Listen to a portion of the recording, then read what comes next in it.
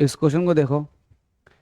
Question number 31 आपसे कह रहा a single horizontal force F is applied to a block of mass m1। देखो ये क्वेश्चन जो है ये लॉज ऑफ मोशन का है। Forces and laws of motion question दमदार है, समझना है आपको, आपके लेवल से थोड़ा सा अच्छा है। एक फोर्स लग रही है इस m1 ऑब्जेक्ट पर और m2 ऑब्जेक्ट जो है वो इसके बिल्कुल कांटेक्ट से रखा हुआ है। एक फ्रिक्शन लेस सरफेस पर है, नीचे जो सरफेस है वो फ्रिक्शन लेस है।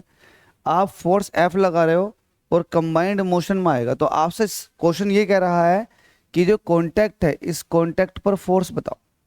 तो कांटेक्ट पर फोर्स तभी निकाला जाएगा जब ये पता चले कि F फोर्स इस सिस्टम में या कॉम्बिनेशन ऑफ मास बॉडी के अंदर कितना एक्सेलरेशन प्रोड्यूस करेगा।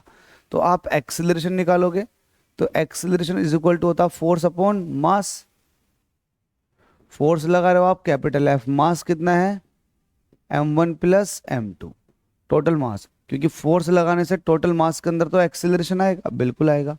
तो ये एक्सेलरेशन आया ए की वैल्यू कितनी आ गई F upon m1 plus m2। अब आपको क्या करना, अब आपको ये करना है, ये आपने देख लिया, इसके बाद आपको ये करना है कि ये यहाँ पर इस कॉन्टेक्ट पर कितना फोर्स लग रहा होगा इस कॉन्टेक्ट पर। तो कॉन्टेक्ट पर फोर्स कैलकुलेट कैसे करेंगे। आपको पता है कि m1 जो है ये किसी पर्टिकुलर एक्सेलरेशन से आगे को जा रहा है, वो एक्सेलरेशन है ये। तो ये एक्सेलरेशन, या फिर आप ये कह सकते हैं जब ये एक्सेलरेट कर रहा होगा m1 तो इसका मतलब कुछ ना कुछ फोर्स होगा इसके पास, तो वो फोर्स इस पर लगेगा। तो आप वो फोर्स ही कैलकुलेट करने के लिए जा रहे हो कि वो फोर्स लगेगा कितना। तो आप कहोगे फोर्स ऑन m2 पर कितना फोर्स लगेगा। तो फोर्स निकालने के लिए आपको मास की मल्टीप्लाई करनी होगी एक्सेलरेशन के साथ। तो किस पर फोर्स देख रहे हो आप, फोर्स देख रहे हो आप इस पर m2 पर। तो m2 पर इसका मास लिख देता हूं, मास इनटू एक्सेलरेशन। तो मास कितना है इसका m2 और एक्सेलरेशन कितना F upon m1 plus m2। तो आपके पास वैल्यू निकल कर आ गई m2 upon m1 plus m2 into F. ये आ चुकी है फोर्स की वैल्यू।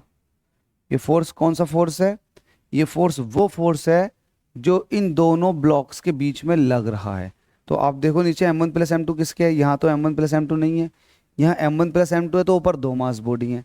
तो आप डायमेंशनली भी देखेंगे तो भी ये फॉर्मूला गलत है, तो ये भी गलत होगा, ये भी गलत। Option C is the correct answer. Concept क्या है वो भी आपने समझ लिया। डायमेंशनल के थ्रू भी, डायमेंशन का मतलब समझते हो, फोर्स का यूनिट क्या होता है, न्यूटन।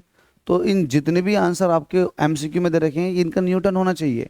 तो पहले वाले का तो न्यूटन है, नीचे वाले का भी न्यूटन है, सी वाले का भी न्यूटन है, लेकिन जो बी वाला उसका न्यूटन नहीं है, उसका है न्यूटन किलोग्राम।